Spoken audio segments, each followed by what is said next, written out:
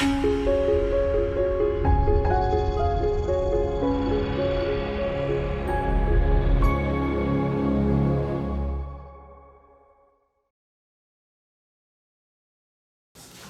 시작하겠습니다. 자, 오늘 이제 마이크로 티칭이 시작돼서 너무 긴장들 하지 마시고 여러분들은 뒤통수 정도 나올 것 같아서 이렇게 예쁘게 뒤통수를 다듬어 주시면 예. 아 그렇군요. 측면 얼굴이 나오니까 가능한 45도로 이렇게 예쁜 모습을 보이면 좋겠습니다. 그래서 오늘은 저희가 의료 인공지능을 다루기 위해서 질병을 잘 알아야 됩니다. 그래서 4주차에서는 오늘 파킨슨병에 대해서 말씀을 드리려고 하는데요. 오늘 제가 말씀드릴 크게 세 가지가 있는데 이 세 가지는 꼭 알아가셨으면 좋겠습니다. 그래서 첫 번째는 우리가 사실 신경계 질환 중에서 상당히 많은 임상에서 찾아볼 수 있는 흔하게 접하는 질병이 파킨슨병인데 도대체 왜 파킨슨병이 이런 어떤 특성을 갖고 있는지, 그 다음에 우리가 인공지능을 만들 때 그러면 파킨슨병을 정확하게 이해해야 이게 우리가 예를 들면 MRI나 뉴로 이미징을 가지고 만들지, 아니면 신경심리 검사로 만들지, 아니면 센서 같은 걸 부착해서 시그널을 만들지 알 수가 있습니다. 그래서 그렇지 않으면 우리가 이 특성을 잘못 오인하면, 예를 들면 파킨슨병을 조기에 예측하는 어떤 센서를 만드는데 사실 파킨슨병은 이 디지트, 그러니까 이렇게 신체에서 멀리 떨어져 있는 것부터 흔들리거든요. 근데 만약에 벨트형을 만든다 하면 이거 미세한 움직임을 볼 수가 없잖아요. 그래서 이 질병의 특성에 맞게 뭘 만들 수 있는, 그래서 준비했습니다. 두 번째는 파킨슨병 중에서 오늘 특히 다룰 거는 지금 파킨슨병의 후유증이 되게 많은데 그 중에 대표적인 게 디스페이지아라고 하는 연화장애, 삼킴장애예요. 그래서 최근에는 이런 것들을 24시간 모니터링해서 조기 경고를 주는 AI들을 CDSS를 만들려고 하고 있습니다. 그래서 그걸 오늘 살펴보도록 하겠습니다.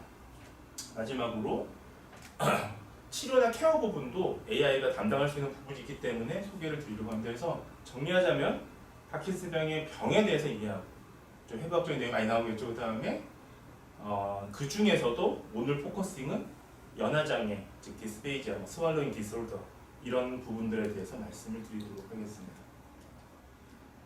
그래서 지금 세 개의 이 주제를 각각 하나씩 말씀을 드리면, 첫 번째 파킨슨병의 이해에 있어서는 오늘 여러분들이 반드시 알아가셔야 되는 거는 파킨슨병의 원인하고 증상인데요. 그걸 이해하시려면 의학에서는 메커니즘이 중요하기 때문에 결국은 이 신경계에 대한 여러 가지 해부학적 구조나 생리학적인 어떤 움직임 이런 것들을 파악을 하셔야 될 것 같습니다. 그걸 반드시 알아가시면 좋겠습니다. 그래서 파킨슨병 하면 사실 저는 치매를 전공했는데 치매는 오래된 질병이 아니에요. 치매는 1905년도에 독일의 알로이스 알츠하이머라는 의사가 만들었는데, 이게 의료 분야는 좀 특이한 게 질병을 하나 발견하면 자기 이름을 갖다 붙입니다. 좋은지 나쁜지는 모르겠는데, 자, 이분이 제임스 파킨슨이라는 분이신데요. 이분이 좀 오래됐습니다. 1817년에 파킨슨병이라는 이 표현을 역사적으로 처음에 이름을 달기 시작합니다. 네, 이런 거는 굳이 중요한 게 아니니까 적지 않으셔도 돼요. 지금 역사적인 백그라운드니까 편히 들으시면 됩니다. 그래서 이게 천천히 진행되는 퇴행성 중추신경계 질환, 중추신경계라는 건 뇌를 얘기합니다. 그리고 말초신경계에 뇌에 달려있는 뇌간, 브레인스텀에 있는 뇌신경을 얘기하는 거고요. 여기서 말하는 중추신경계 CNS는 뇌 자체를 얘기하는 거예요. 그래서 퇴행성, 점점 나빠지는, 되돌릴 수 없는 비가역적인 표현을 쓰는데, 이 제임스 파킨슨이 이 논문에 보시면 초기에는 쉐이킹 팔시, 팔시는 마비라는 뜻이고요. 쉐이킹은 우리 악수할 때 쉐이킹 하잖아요. 떨린다는 의미입니다. 그래서 떨림 마비 또는 페러시스 엔저턴스라고 표현을 했었습니다. 얼굴 마비 이런 식으로 표현을 했었습니다. 자, 보시면 지금 1817년에 이 제임스 파킨슨이, 그러니까 저를 원망하시면 안 되는데, 이게 어려우시면 제가 아니라 이 제임스 파킨슨을 원망을 하셔야 되는데, 이분이 이걸 하필이면 이런 걸 발표함으로 해서 여러분들이 파킨슨을 지금 공부를 하고 있는 거예요. 보시면 재미난 논문의 구절이 나왔는데 제가 좀 소개를 해드리겠습니다. 보시면 As disease proceeds toward in last stage, 그러니까 마지막 단계에 오면요, 이 사람들이 이렇게 표현을 했어요. 자, 재미난 게 보세요. 음식물을 입안에 이렇게 이 보존하거나 삼키는데 어려움이 있다는 그런 부분들. 자, 삼키는데도 어려움이 있고 음식물을 이렇게 저장하거나 하는데 어려움이 있다. 지금 이게 지금 오늘 저희가 살펴보실 좀 이 파킨슨 디지즈의 주요 문제 중에 하나인 그 스왈러잉 디솔더 또는 디스플레이지아에 대해서 말씀을 드리는 거예요. 근데 이게 태초에 벌써 1817년에 이거 발견했을 때 이런 증상들이 주요 증상으로 보였던 겁니다. 역사적으로 보시면. 이 얘기를 왜 드리냐면 보통 파킨슨 디지즈라고 하면 대부분 다 보행이나 뭐 이런 어떤 뭐 작업적인 부분을 할 때 손이 떨리거나의 생각을 많이 하는데 오늘 이제 그 생각이 많이 바뀌실 겁니다. 그러니까 무브먼트의 문제이긴 한데 가장 심한 후유증을 남기는 또 생명의 직결적인 후유증을 남기는 건 디스페이지아니까 삼킴의 문제예요. 사실은 자그마치 뒤에서 말씀을 드리겠습니다만 통계적으로 보면 대략 한 80% 정도가 파킨슨 디지즈는 삼킴장애를 가지게 됩니다. 그렇기 때문에 오늘 포커스는 거기 맞추고 있고요.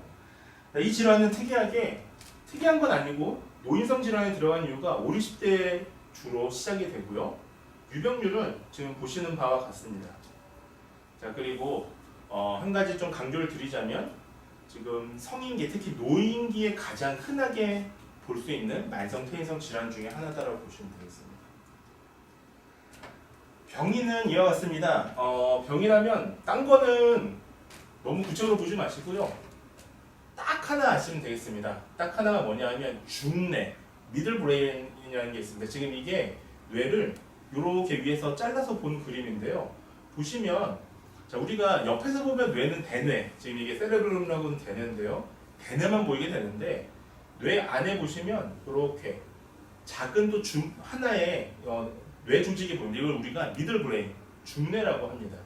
자, 이 중뇌에는 보시면 흑질이라는 곳이 있습니다. 자, 지금 보시면 이 중뇌를 확대한 부분인데요. 자, 여기 보시면 누가 봐도 까만 부분이 여기 보이시죠?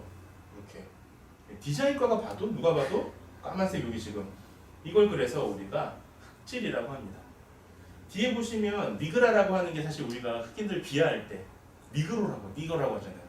네, 그때 흑이란 뜻이에요. 검은색. 그래서 여기 지금 이게 원래 있어야 되는데 자, 원래 정상인들은 이렇게 검은색 띠가 있어야 됩니다. 근데 파킨슨 디지즈가 있으면 이게 희미해져요. 따라서 이 얘기는 무슨 말이냐? 파킨슨 병의 사실은 원인을 얘기하는 건데 그렇다면 이 흑질의 이 희미해지는 걸 통해서 파킨슨 디지즈를 사실은 좀 조기에 발견할 수 있지 않나 이렇게 생각을 할 수는 있습니다만 자, 이 증상까지 가면 굉장히 이제 중증으로 진행이 되는 그런 모습을 보일 수가 있습니다. 자. 그 외에도 보시면 루이바드라고 하는 이런 문제를 보이게 되는데요. 이렇게 그 치매에서도 보면 우리가 그 노인반이라는 게 있거든요. 이런 반점 같은 게 보입니다.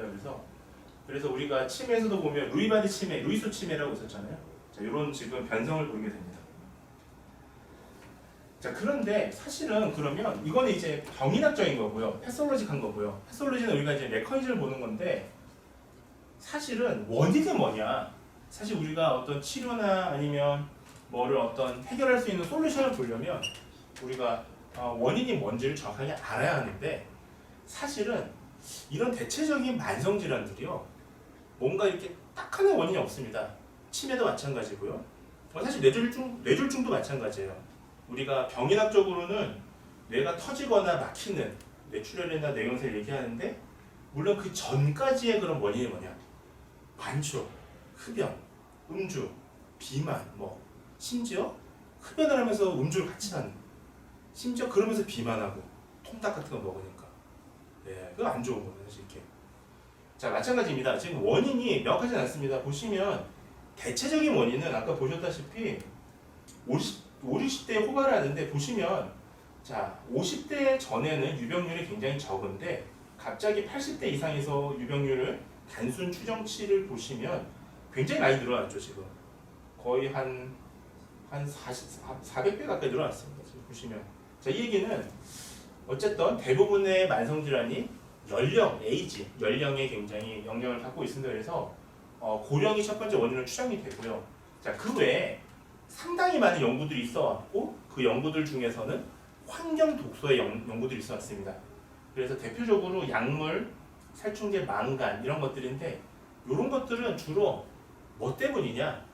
바로 농약 때문입니다. 농약이 그래서 농부들한테요 파킨슨병이 좀 상대적으로 많습니다. 세 번째는 사실 대부분의 질병들이 질병하면 우리 한번 제가 빈쌤한테 물어볼게요. 촬영도 하고 있으니까 특별히 물어보는 거예요. 자, 우리가 그 질병하면 그래도 이 중에서 지금 보시면 추정원이 여러 가지가 있는데 가장 강력한 게 뭐라고 생각하십니까? 순서를 매긴다면 원인 중에 요인 중에 유전이에요, 맞아요. 이게 사실 유전적인 영향이라는 거는 우리가 어떤 질병에 있어서 가장 강력한 겁니다. 사실은 예를 들면 반대로 얘기하면 고령이고 독성 물질, 농약이라는 건 노출되지 않다 하더라도 파킨슨병에 걸리는 사람들이 반드시 존재한다는 거죠.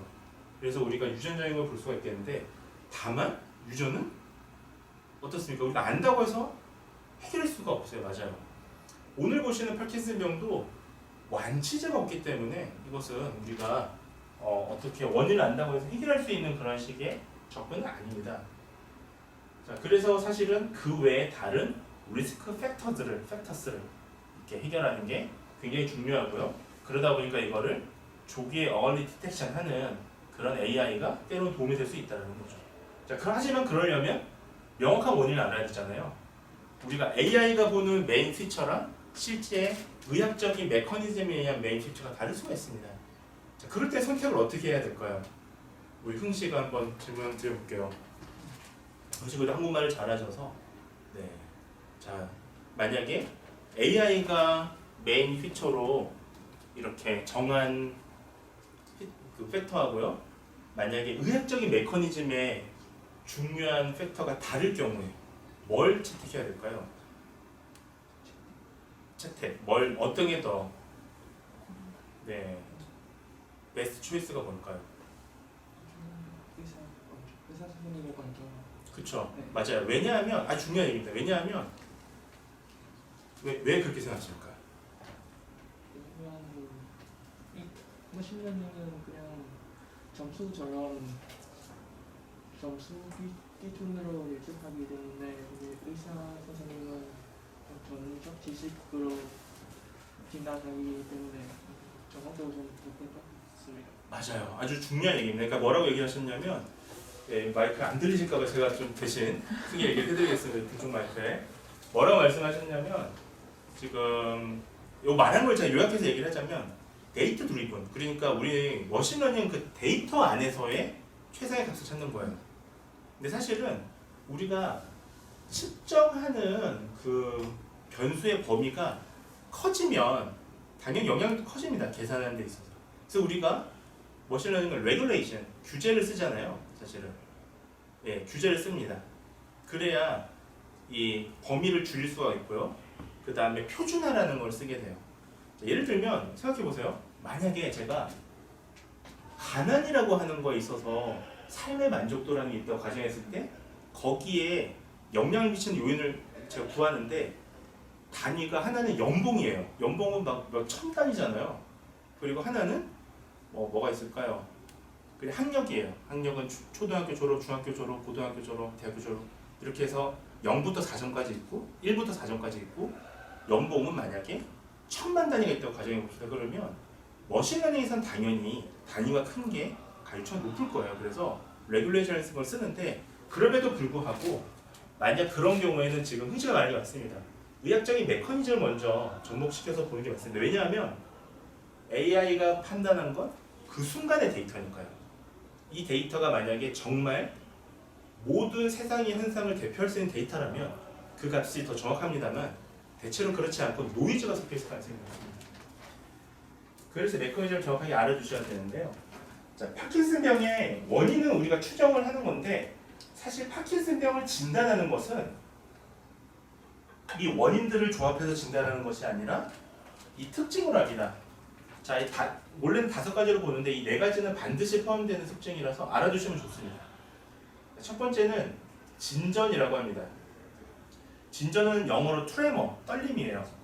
그런데 파킨슨 환자의 떨림은 좀 특징이 있습니다. 바로 resting tremor.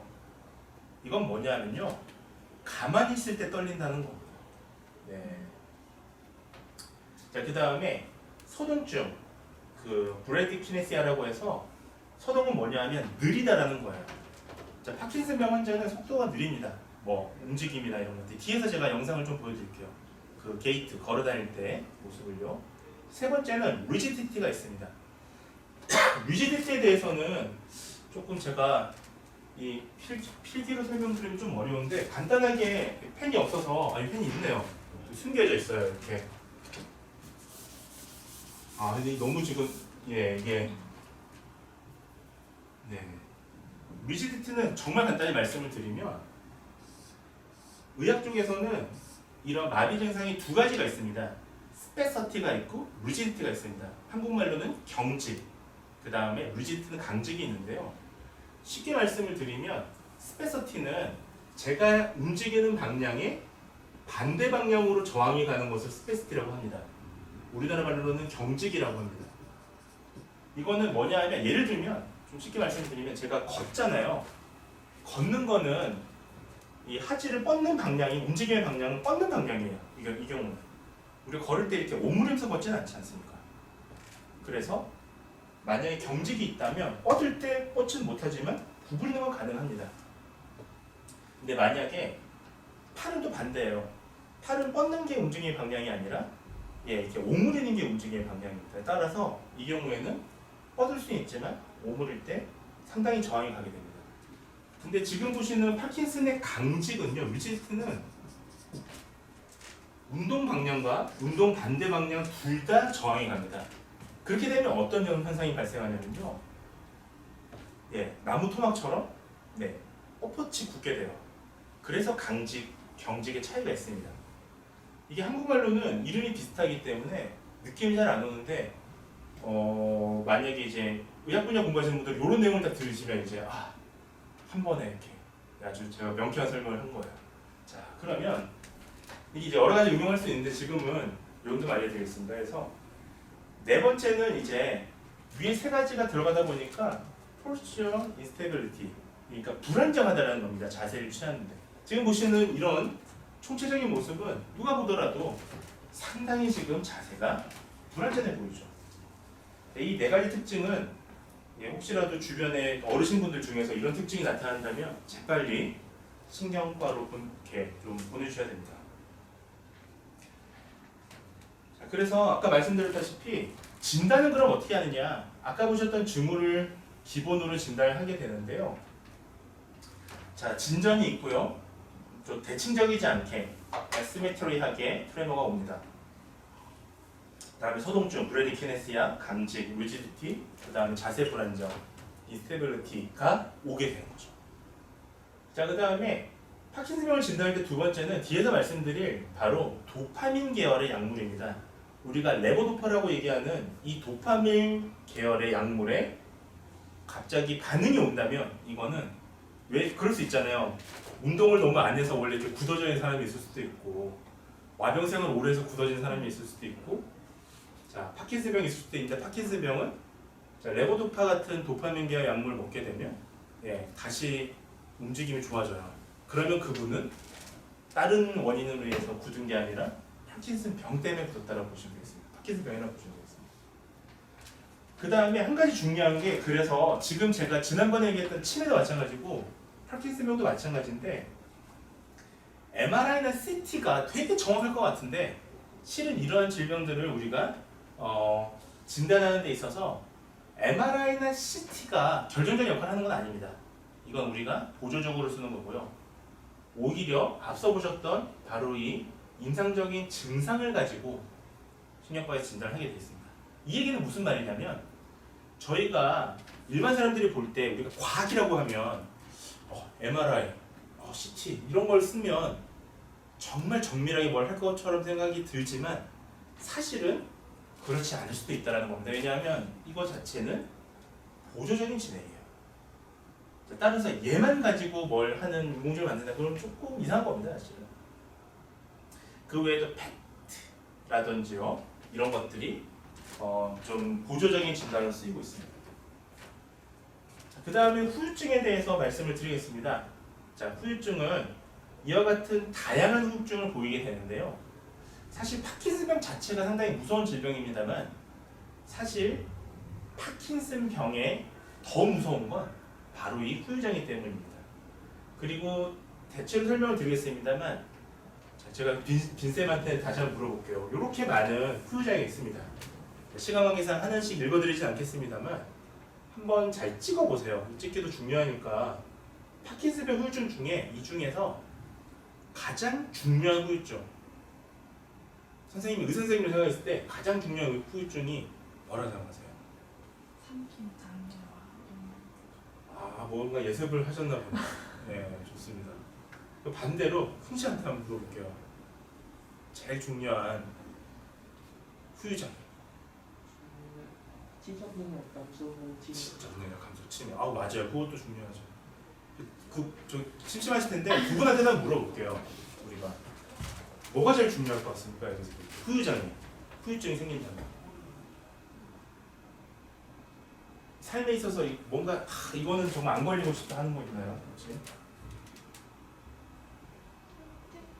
통증 맞아요. 아프죠. 막 주사도 맞기 싫잖아요. 맞아요. 이빨도 치과 가는 것도 무섭잖아요. 저희가 맞아요. 통증. 선생님은요? 행동과 정서장애 맞습니다. 우리가 사실 막 우울하고 하면 삶 자체가 정말 이런 막 이 수업 같은 이런 거 막 듣고 하면 우울해지잖아요. 파킨슨병 수업 듣고 하면 괜히 막 파킨슨병 안 걸렸는데 우울해지고 맞아요. 맞는데 대체로 다 옳은 말씀이세요. 사실은 우리가 주관적인 관점에서 뭐가 더 심하다, 뭐가 더 덜하다는 어떻게 판단하겠습니까? 누군가에게는 치과는 정말 무서운 거고 누군가에게 우울증이 더 무서운 걸 수도 있어요. 하지만 대체적으로 이 많은 후유증 중에서 삼킴장애가 제일 위험합니다. 왜냐하면 두 가지 이유 때문인데요. 하나는 다른 문제는 생명에 직결적인 건 아니에요. 뭐 잠깐 우울하다고 해도 통증 뭐 괜찮아요. 뭐 치매 당장 죽지는 않습니다. 삼킴 문제는 뒤에서 말씀을 드리겠는데 죽음에 직결적인 그러니까 반대로 얘기하면 파킨슨병 환자들 중에서 즉각적인 사망에 가장 큰 단기적인 사망에 영향을 미치는 팩터는 뭐냐라고 얘기했을 때 삼킴장애를 얘기할 수밖에 없죠. 두 번째는 그렇게 위험함에도 불구하고 이 파킨슨병이 이제 아까 말씀드렸다시피 운동이나 움직임이 느리고 아주 이게 움직임이 정교하지 못합니다. 그건 뒤에서 또 말씀을 드릴 텐데 그러다 보니까 이 삼킴이라는 이 운동 자체는 굉장히 정교한 움직임인데요. 자기도 모르게 음식물이 삼켜지면서 우리 인체에는 식도, 음식물의 길이 있고요. 기도, 공기로 내려가는 길이 있는데 공기로 내려가는 길로 들어가잖아요. 그러면 이게 막혀서 죽는 게 아니라 서서 이렇게 나도 모르게 이렇게 넘어가는 겁니다. 침 같은 게. 그러면 폐에 도달합니다. 기관지라고 해서 기관지를 떠나서 두 개의 양갈래로 떠나면 폐가 있습니다. 그럼 걔네가 어디로 빠져나갈 수가 없잖아요. 폐에 쌓이죠. 폐 안에 어떠한 물질, 유기체가 들어가면 어떻게 되냐면 염증 바이러스 반응이 생깁니다. 이걸 줄여서 폐렴이라고 합니다. 우리 인체는 사람은 죽는 게 기준이 여러 가지인데 뭐 지난번에 신경과에서 말씀드렸다시피 뇌가 죽으면 죽음으로 인정해요. 하지만 더 직접적인 죽음의 판정은 숨이 멎는 거죠. 그래서 우리가 사망 판정할 때 우리가 사망 진단서를 쓴단 말이에요. 선생님들이 보시면 제일 많이 나오는 게 폐렴이에요. 폐렴. 그러니까 자연사는 대부분 폐렴이라고 나옵니다. 숨이 멎어서 죽은 거니까. 그런 관점에서 봤을 때 삼킴장애는 상당히 위험한 그런 질병이 아닐 수 없다. 자, 파킨슨병 약물 치료는 상식선상에서 알아두세요. 그냥 너무 어렵게 하시면 여러분들이 정서적으로 우울증도 오고 이게 또 인지장애도 오고 그러더라고요. 그러니까 편하게.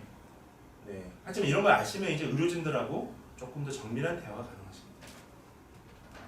한 가지 중요한 건 이건 알아두십시오. 완치법이 없습니다. 완치법이.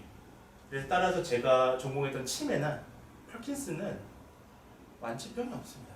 그럼 어떻게 해야 되느냐? 현재로서는 진행을 늦추는 게 이 약물 치료의 주된 내과적인 치료의 주된 목표라고 보시면 되겠습니다. 자, 그러다 보니까 뭐 때로는 수술을 하기도 하고요. 하지만 완치할 수가 없기 때문에 재활하는 경우들이 많이 있고요. 네. 자, 도파민이라는 녀석이 문제인데 이 녀석은 브레인 블러드 베어리어, 줄여서 이제 BBB라고 하는데요. 네, 브레인 블러드 베어리어를 통과하지 못합니다. 따라서 약은 자, 이것만 알아두시면 됩니다. 너무 뭐 어렵게 하지 마시고요. 첫 번째는 레보도파는 가장 대표적인 치매의 약물이에요. 그리고 가장 효과적인 약물. 그래서 이렇게 지나가다가 여러분들 혹시라도 병원 이렇게 뭐 지나가시다가 괜히 신경과 앞에서 레보도파 이렇게 얘기하면 이렇게 지나가는 의사 선생님들이 깜짝 놀라고 아니 뭐 동종계통인가 뭐 이렇게 생각할 정도로 레보도파는요, 네, 아주 대표적인 약물이죠.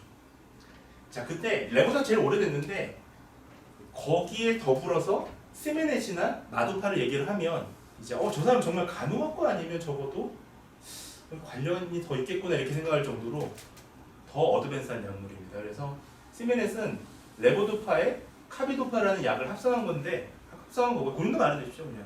그다음에 마도파는요 레보도파에 벤절라 레자이드라고 해서 요거를 합성한 겁니다. 그래서 결론은 우리가 도파민 치료제다 보시면 되겠습니다. 자, 그다음에 도파민을 작용하는 또 그런 약이 있습니다. 이거는 뭐 너무 복잡하게 양리학적인 얘기를 하면 또 어려우시니까 이건 좀 넘어가도록 하겠습니다. 항콜린약도 있고요. 아마타틴이라고 해서 도파민을 또 분비하는 촉진하는 그런 게 있습니다. 핵심만 말씀을 드리면 아까 흑질에서 도파민이 많이 나오는 게 문제일까요? 적게 나오는 게 문제일까요? 파킨슨 병원에 적게 나오는 게 문제예요. 도파민이라는 거는 우리가 어떤 이렇게 행동을 할 때 우리는 뇌에서 행동 계획을 합니다. 내가 이걸 잡아야지 라고 했을 때 제가 보십시오. 제가 만약에 잡는 것보다 이걸 얘기할게요. 제가 여기 빈 선생님한테 공을 던지는 거랑 저 뒤에 있는 선생님한테 공을 던지는 것은 우리가 같은 강도로 던질 수가 없습니다. 맞죠? 그럼 뇌에서는 계획을 합니다. 앞에 계신 분이니까 힘을 빼서 던지고 뒤에 계신 분이니까 보다 많은 힘을 넣어서 던져야지라는 하나의 일련의 계획을 세우고 그와 같은 것들이 신경작용으로 움직임이 나와야 되는데 이런 미세한 움직임은 도파민이 담당합니다. 사실 아주 정교한 움직임을. 자, 그런데 지금 도파민이 적게 나오는 게 문제인 거예요. 지금 그러다 보니까 미세한 움직임을 할 수가 없는 겁니다. 반대로 도파민이 너무 과다하게 분비되는 질병들이 있습니다. 혹시 아십니까? 자, 뭐 참고삼아 아시면 좋죠. 헌팅턴병이라는 게 있습니다. 이거는 과거에 이제 무도병이라고 했었어요. 왜냐하면 중세 시대에 이게 무도병이 왜 무도병이냐? 갑자기 가만히 딱 춤을 춰요, 막 이렇게. 그래서 무도회장에서 갑자기 춤추는 여성처럼 막 발레를 칩니다. 왜냐? 도파민이 과다 분비되기 때문에 과한 움직임이 나오는 겁니다. 자, 어쨌든 약물 좀 간단합니다. 적게 분비되면 촉진하면 되고요. 많이 분비되면 억제하면 되지 않습니까? 그래서 도파민을 촉진시키는 이런 것들을 쓰죠. 예, 이건 뭐 어려워서 L도파가 어떤 작용을 하는지를 말씀을 드리는 건데 그냥 좀 쉽게 넘어가도록 하겠습니다. 그러면 약물 치료로 다 해결이 되느냐? 그렇지 않습니다. 대체로 이런 느낌이라고 보시면 돼요.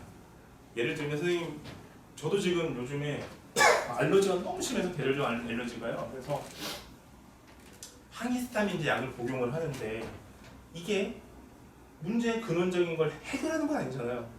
예, 그냥 콧물이 좀 줄어들죠. 눈이 좀 덜 붓고 여기 부어있죠. 여기 지금. 예, 이 안에도 좀 부어있습니다. 하지만 근원적인 해결되는 건 아니죠. 약물로는 완전한 해결이 어렵기 때문에 어차피 근데 파킨슨이 완전한 해결 방법은 없습니다. 그래서 두 번째로 쓰는 방법들 중에 하나는 바로 수술적 치료입니다. 이건 좀 뭐 기본적으로 알아두시면 됩니다. 너무 복잡하게 아실 필요는 없고 외과적인 부분이라서요. 시상을 절단합니다. 이게 대체로 근데 옛날에는 절단을 많이 했어요. 왜 이렇게 자르는 걸 좋아하는지 예를 들면 옛날에는 간질, 뇌졸중도요. 에필롭시도 중간에 내량이 그냥 잘라버렸습니다. 하여튼 자르는 거 좋아하시는 것 같아요. 외과 쪽에서는. 그래서 창백핵을 절단한다든지 시상하부를 절단하는 게 사실 다 붙어있거든요. 시상 쪽에요. 이런 걸 절단하는 거. 자, 그런데 요즘에는 이건 이제 너무 심하면요. 너무 심하면 저걸 절단해버리는데 사실 절단을 하면 저 기능을 쓸 수가 없는 건 아시잖아요. 네, 그래서 최근에 등장하는 21세기에 와서 정확하게 말씀드리면 2008년도에서 9년, 2008년에 FDA 승인을 받았던 그 치료법, 요즘에 떠오르고 있는 4차 산업혁명의 치료법은 바로 Deep Brain Stimulation, 뇌신부 자극술이 되겠습니다. 이게 지금 제가 연구하려고 하는 또 TDCS, 경두계 반복 전기자극 치료라든지요, RTNS, 이런 것들이 대체적인 건데요. 자, 이거 보십시오. 이렇게 됩니다. 이거는 사실 지난번에 우리 그 대한생물정신의학회였나요? 가서 보셨잖아요. 깜짝 놀랍니다. 이게 파킨슨병을 우리가 다이나믹하게 봤을 때 가장 이게 효과가 있다라 없다를 느낄 때는 그 불특정한 움직임이 이 기계를 장착함으로 해서 갑자기 딱 정확하게 돌아온 이런 모습을 보면 굉장히 우리가 다이나믹한 변화를 볼 수가 있는데요. 이건 뭐냐면 말 그대로 뇌 신부를 자극하는데 비침습 쪽으로 자극하는 게 요즘 핵심입니다. 자, 무슨 말이냐면, 자, 신부 자극, 뇌 안쪽까지 자극이 와야 돼요. 왜냐? 자, 뇌는 보시면 바깥쪽은 껍질입니다. 우리가 피질이라고 하죠. 컬텍스. 근데 아까 보셨던 흑질에서 도파민이 분비 안 되는 게 문제인데, 그러면 껍데기를 자극하면 되겠습니까? 아니면 안쪽을 자극해야 되겠습니까? 안쪽을 자극해야 되는 거예요. 근데 우리가 통상적으로 안쪽을 자극하려면 뇌를 뚫고 들어갈 수밖에 없습니다. 주사 같은 거. 우리가 주사를 놓는 이유도 혈관 안으로 우리가 이게 약물을 넣기 위함이잖아요. 그게 아니면 그냥 우리 파스처럼 붙이면 좋죠. 근데 파스에 붙이면 피부에 흡수가 되지 혈관에 흡수되지 않잖아요. 그래서 이 경두계 전기 자극을 통해서 뇌 안쪽까지 우리가 하는 방법들인데, 과거에는 전극을 삽입했습니다. 이렇게. 근데 지금은 그게 아니라 이렇게 삽입하지 않더라도 이렇게 치료를 받을 수 있는 이런 방법들이 있습니다. 이게 최근에 가장 핫 이슈 중에 하나예요. 자, 그래서 이런 것들을 AI와 접목해서 케어에 쓰겠다고 하는 게 최근에 또 하나의 혁신적인 어떤 연구팀들의 그런 추세가 되겠습니다. 자, 이제 후반부 이제 중간 정도 왔는데요. 벌써 37분인데 조금 더 빠르게 진행하겠습니다. 자, 앞에는 우리가 파킨슨병에 대한 질병학적 이해를 말씀을 드린 거고, 자, 이제 두 번째 중반부부터는 바로 원인과 증상을 조금 더 구체적으로 말씀드리겠습니다. 먼저 우리가 유병률을 한번 살펴보시죠. 그 중에서 연화장애에 대해서 말씀을 드릴 텐데, 왜냐면 아까 삼킨 문제가 가장 중요하다고 했잖아요. 보시면 깜짝 놀랐는데, 이거 보시면 유병률이 77에서 95, 반대로 얘기하면 10명 중에 8명에서 9명은 반드시 이 문제를 가지고 있다. 야, 엄청 많은 거죠. 10명 중에 8, 9명은 이런 문제가 있습니다. 바로 삼킨 문제가 있다는 겁니다.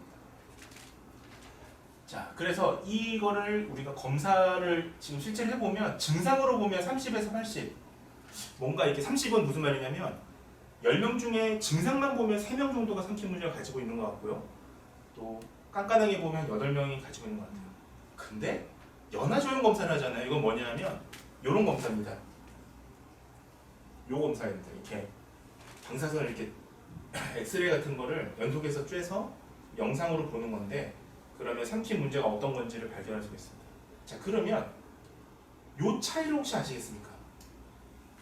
자, 무슨 말이냐면 근데 눈으로 봤을 때는 증상은 뭔가 저 사람이 삼킨 문제가 있는 걸 한 10명 중에 3명 정도인 것 같아요. 좀 낮잖아요, 저렇게 보면. 근데 저 정밀 검사를 하면 되게 높게 나와요. 8명, 9명, 10명 중에. 이건 뭘 얘기하는 걸까요? 한마디로 줄이자. 아니, 그 미안한 표현도 안 지으셔도 돼요. 당연히 모를 수도 있고, 괜찮습니다.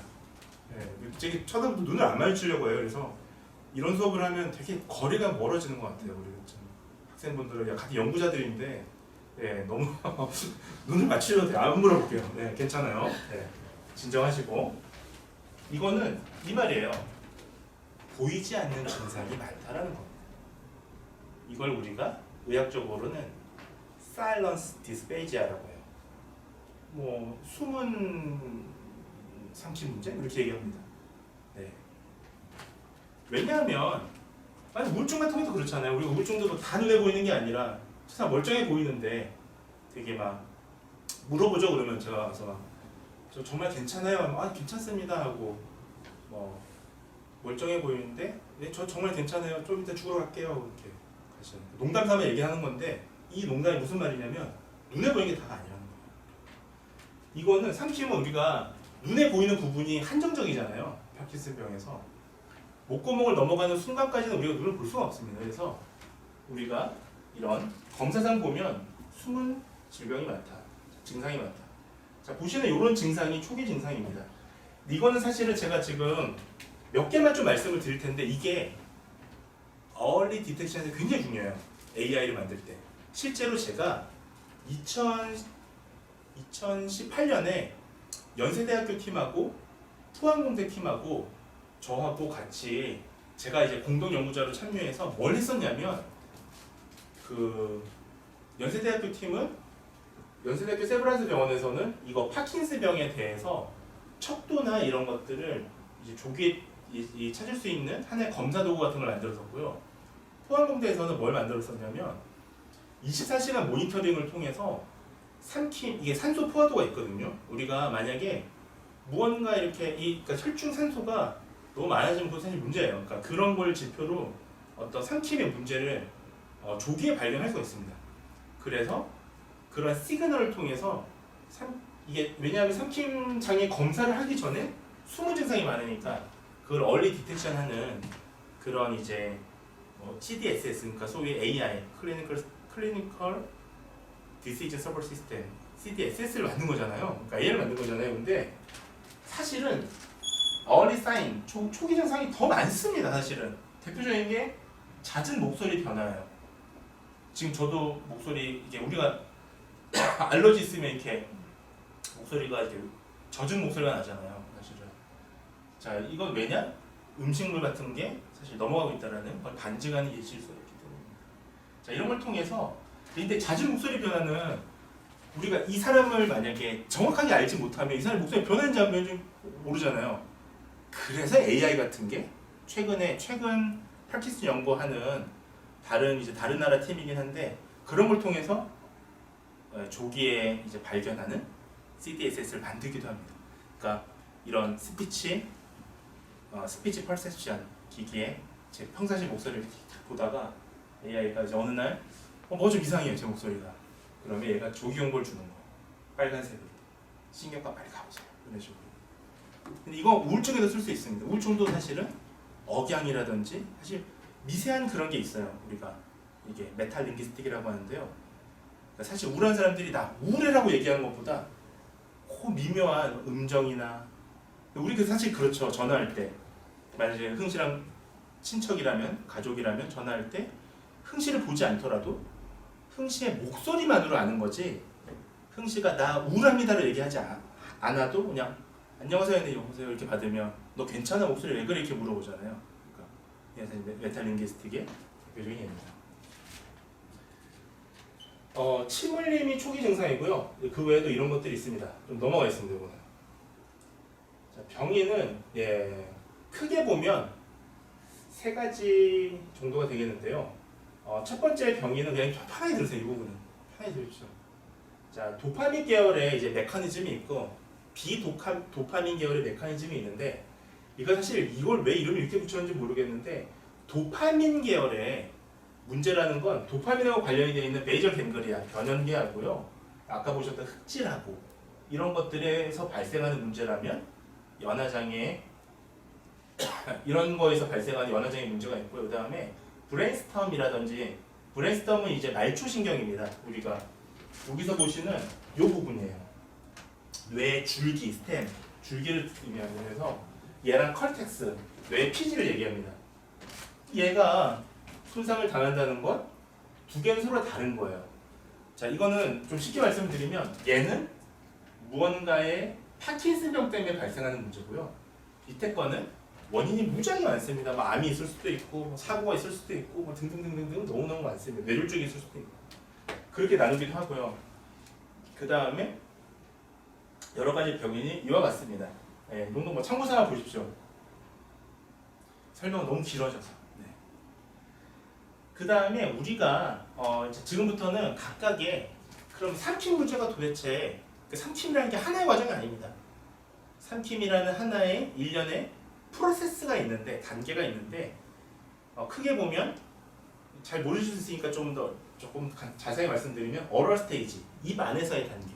우리 음식물을 먹으면 제일 먼저 입 안에 음식을 머금고 있잖아요. 씹고. 예, 볼루스라고 하는데 덩이를 만드는. 예, 우리는 고체 음식을 침과 함께 이렇게 섞어서 이렇게 뭔지 아시죠? 그 녀석을 만들잖아요. 그 다음에 파린자 스테이스. 그러니까 파린자는 뭐냐? 인두예요. 인두는 뭐냐면 어렵게 생각하지 마시고 손가락을 제가 항상 딱 벌려서 목구멍으로 넣습니다. 따로 넣지 마시고요. 네, 쭉 넣으면 어딘가에 닿을 거 아닙니까? 그 닿는 부위가 파린자, 인두라고 보시면 됩니다. 즉 거기가 파린자가 인두벽이에요. 실제로 넣으시면 구토 반응이 나오게 되어 있습니다. 넣지도 못해요. 자, 그래서 이 부분에서의 문제, 즉 이 파린자알 앞에는 후두라는 녀석이 있습니다. 레린스라고 하는 후두와 이 파린자알 이게 왜 중요하냐면 이걸 기점으로 뒤쪽은 음식물의 길, 소위 식도고요. 앞쪽은 숨을 쉬는 공기의 길, 소위 이제 기도가 되겠습니다. 자, 그리고 여기 단계에 문제가 있을 수 있고요.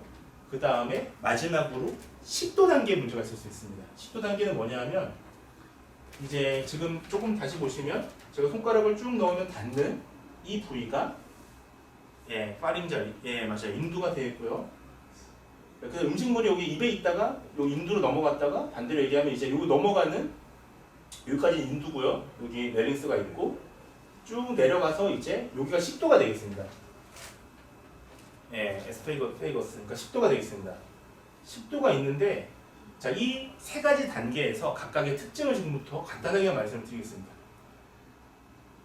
자, 먼저 구강기는 이와 같은 문제가 있는데 간단히 말하면 파킨슨병은 움직임에 문제가 있으니까 움직임도 느리고 그러다 보니까 음식물이 목에 있으면 입안에 있으면 당연히 떨림도 있고 혀도 잘 안 움직이고 이런 문제를 보인다는 의미예요. 이건 눈으로 관찰이 가능합니다. 굳이 AI를 할 필요가 없어요. 눈으로 그냥 보면 돼요. 이렇게 가족들 같이 밥 먹으면 보여요. 음식 막 흐르고. 자, 그런데 그래서 이렇게 그런 문제들은 눈으로 보니까 상관이 없는데 그 다음 단계부터는 눈에 안 보입니다. 파린스부터는. 지금 보시면 여러분들도 여러분들의 인두벽을 볼 수가 없죠. 보면 여러분들의 우블라라고 해서 목젖 정도 보여요. 그 정도 보이지 안쪽은 안 보입니다. 그거는 얘를 통해서 봐야 됩니다. 그래서 비디오 투시 연화검사라고 VFSS라고 하는데 이게 아까 빈쌤한테도 잠깐 얘기했는데 우리나라가 엄청 발달돼 있어요. 야, 이게 왜 그러냐면 한국이 최고야. 왠지 아세요 이게? 이걸 검사할 이게 3킴이니까 3킴인데 우리 시간 몇 초 정도 걸릴 것 같습니까? 그렇죠. 우리가 이거 검사할 때 발음이라고 해서 조영제를 탁 마시고 탁 한 다음에 꼴딱이 들어가는 거예요. 약간 액체 같은 거예요. 그럼 한 얼마큼 걸릴 것 같으세요? 촬영하려면 그러니까 정상인들도 일단 바로 시작한다가 아니라 이제 가서 이거 옆에 쓸 거 아니에요 이렇게. 5초? 아유 엄청 빨리. 5초 정도 그래. 뭐 그 정도는 볼 수 있어. 환자들은 얼마나 걸릴까요? 30초. 그렇죠. 더 걸리겠죠. 5초보다는 더 걸리겠죠. WHO에서는 이게 방사선이 막 나오고 있는 거야. 그러니까 쉽게 이렇게 생각하면 돼요. 이거 또 찍히고 있어서 좀 조심해서 말해야 되는데 엑스레이 같은 거 엑스레이. 방사선이 뿜어 나오고 있습니다. WHO에서는 10초 이상 찍지 말라고 했어요. 근데 어떻게 환자들이 10초면 뭐 볼 수가 없으니까. 그래서 우리나라에서 누가 들어가냐 이런 경우에는 누가 들어가냐면 전공의 선생님들이 많이 들어갑니다. 건강하시나요? 그때 젊잖아요. 그래서 찍고 외국 같으면요. 안 하려고 해요. 아무도 안 하려고 해요. 신기한 게 여성이 없어. 그쵸? 방사선 노출, 피복. 네. 그래서 이걸 찍으시는 분들이 신기하게도 특히 미국 같은 경우는 동양인이 많다고 합니다. 다른 분야는 보면 동양인들이 이게 피지션으로 일하시는 경우가 드문데 이 분야는 되게 많아요. 안 하려고 하니까. 어쨌든 제가 이 말씀을 드리는 이유가 이거는 너무 길게 찍으시면 피복당합니다. 하지만 걱정 안 하셔도 됩니다. 데이터를 다루는 여러분들은 피복의 가능성이 매우 적다. 데이터를 다루니까 좋죠. 왜 제가 데이터를 다루는 오래 살려고 일을 하고 있습니다. 지금 보시는 이 인두기 파링절 웰은 보시면 이와 같은 특징들이 나타나는데 쉽게 얘기하면 한마디로 요약하자면 딜레이 느려요. 이게 음식물이 빠르게 샥 넘어가야 되는데 느리게 넘어갑니다. 이때 여러 가지 움직임이 있는데 간단히 얘기하면 우리 인체의 목구멍에는요, 이 우리가 후두라는 거는 이제 발성기관이긴 합니다만 사실은 원래는 이 기도로 음식물이 넘어가지 않도록 방어하는 기관이에요. 원래는. 그래서 인간이 아닌 포유동물 다 후두가 있습니다. 사실은 음식물이 넘어가지 않게 하기 위해서 제일 먼저 이 위에 가성대라는 이렇게 닫혀요. 이렇게 가성대라는 게 있습니다. 어쨌든 이제 얘기하면 너무 길어지니까 처음에 큰 대문을 하나 잘 닫고 나서 밑에 현관문을 또 닫아요. 그리고 위에 그것도 모자라서 후두개라고 에피클로티스 후두개가 있습니다. 걔가 변기 뚜껑처럼 뚜껑을 또 닫아줘요. 그러면 음식물이 안 넘어가잖아요. 근데 이게 그 위에 가다 보면 딱 여기 전국의 활이라는 게 있습니다. 그 어디쯤이냐면 여러분들 목젖 있는 데 부분이에요. 음식물 덩어리가 거길 닫으면 리플렉스 반사작용으로 이게 세 가지가 탁 이루어져야 됩니다. 근데 안타깝게도 어떤 신경계 문제가 생기면 이 속도가 느려요. 그러면 딜레이, 지연이 되다 보니까 어떻게 되느냐? 변기 뚜껑 안 닫아주죠? 대문 안 닫았죠? 현관문 안 닫았죠? 틈이 생기죠? 틈 사이로 음식물이 중력에 의해서 무조건 밑으로 떨어지게 돼 있어요. 이 지구의 설명. 이게 근데 이것도 그나마 이게 운동이랑 감각이랑 같이 가잖아요. 감각신경이 떨어지니까 일반 사람 같으면 사례가 걸립니다. 해서 기침으로 뱉어내잖아요. 감각도 떨어져 있어요. 그러니까 얘가 중력에서 밑으로 떨어지죠. 아까 얘기했던 세 가지 작용이 안 닫아주죠. 그래서 흡인, 이걸 우리가 아스피레이션이라고 해요. 그리고 음식물이 이렇게 후두에 고여있는 거는 페네트레이션, 침습이라고 합니다. 이 두 가지 현상이 그래서 발생을 하는 겁니다. 따라서 우리는 VFSS, 아까 보셨던 이 비주어 투시 연화검사를 통해서 눈으로 확인이 안 되니까 이 목 안에 있는 이 부분들을 이런 잔유물이 남아있거나 한다면 흡인의 문제, 즉 연화 문제, 인두계 연화 문제 있다는 걸 발견할 수 있어요. 이건 뭐냐 물어보시는 분들인데 이거는 뭔지 아시죠? 이거는 이게 중요한 게 아니에요. 이게 뭐냐고 자꾸 물어보시더라고요. 부천한 거죠. 자, 그 다음에 식도기는요, 뭐가 있냐면 이제 여기까지는 예로 볼 수가 있어요. 근데 식도부터는 조금 보기가 어렵긴 한데 뭐 볼 수는 있습니다. 이때 문제는 어떤 문제냐면요, 후두나 이런 게 문제가 아니라 식도는 이쯤인데 그냥 간단하게 얘기할게요. 증상은 그 위식도 역류 현상인데 왜 발생하냐? 간단하게 얘기할게요. 정말 외우실 필요는 없고 우리가 괄약근이라는 게 있습니다. 뭐 대표적인 게 좀 학문 같은 게 괄약근이잖아요. 괄약근이라는 의미는 조여준다는 의미인데 식도에는 두 가지 부분에서 조여주는 부분이 있습니다. 여기 상부식도 괄약근이라고 해서 위쪽에 하나 있고요. 그다음에 이름은 중요한 게 아니에요. 위쪽에 하나 있고 아래쪽에 하나 있어요. 이건 하부식도 괄약근이라고 하는데 문제는 하부에서 발생할까요? 상부에서 발생할까요? 리플렉스가 발생하든 역류가 발생하든 상부에서 발생. 잘 찍으셔야 됩니다. 50% 확률이었는데 상부에서. 왜?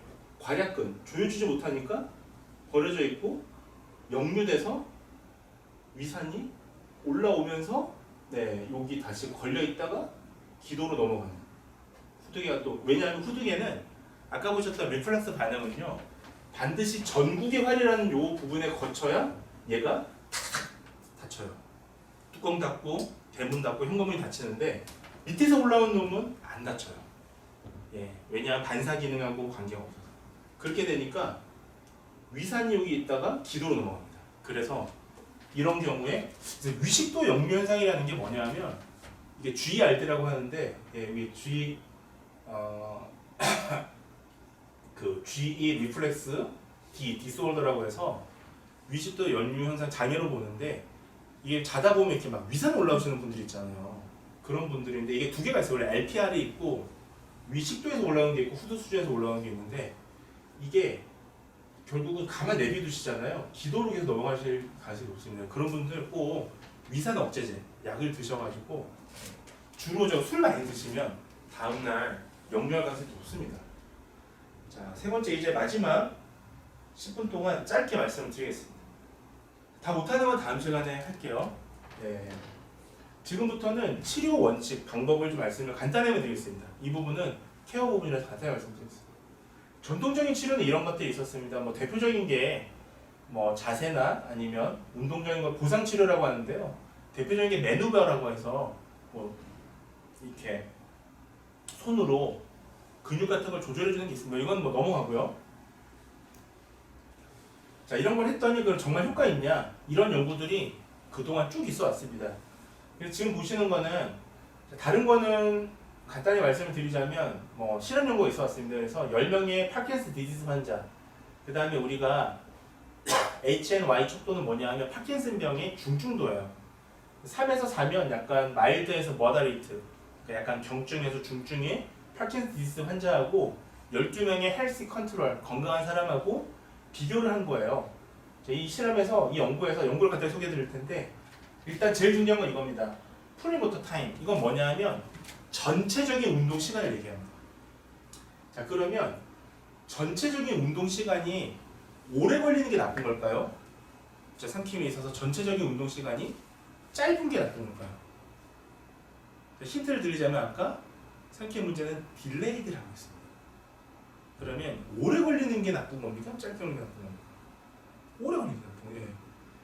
그 믿음을 가지세요. 여러분들이 알면서도 믿음이 부족해서 그래요. 지금 보시면 이 시간이 긴 게 안 좋은 거예요. 일단 보시면 이런 훈련을 했습니다. 뭐 어쩐 뭐 이런 저런 훈련을 했어요. 어쨌든 했더니 전통적인 치료에서 보시면 지금 보시는 PMT 자, 이 전 운동 시간이 보시면 네 지금 요 파킨슨 디지즈는 길어요. 헬스 컨트롤은 짧습니다. 자, 그래서 훈련을 한 거예요. 훈련을 해서 비포 트레이닝 자, 훈련 전에 시간을 재고요. 이건 파킨슨 디지즈 환자예요. 이건 헬스 컨트롤 건강한 사람입니다.